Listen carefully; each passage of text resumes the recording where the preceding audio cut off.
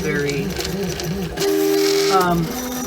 So SCP-682, I'm split it down the middle. I'm doing with 0 support and 0 infill. Absolutely crazy to try to do that.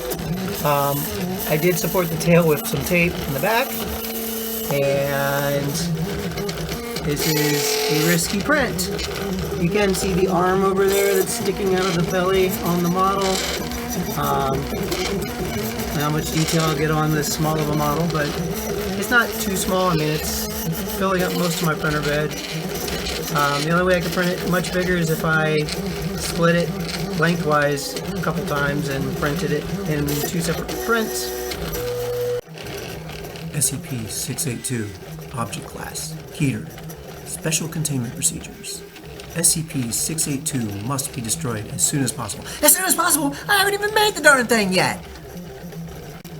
Description: SCP-682 is a large, vaguely reptile-like creature of unknown origin.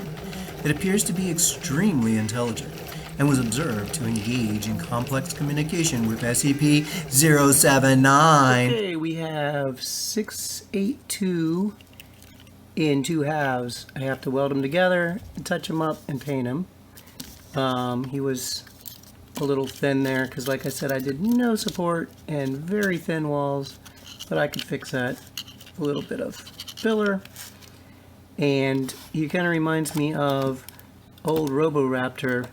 This one's broken, and they used to make Roboraptor. They made another one that was like a Robo Reptile. That was what it was, and kind of reminded me of that. He's almost a cross between a crocodile and an ankylosaurus, I guess, sort of.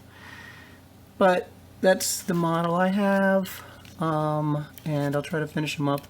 You can see the arm sticking out there. Didn't come out too bad.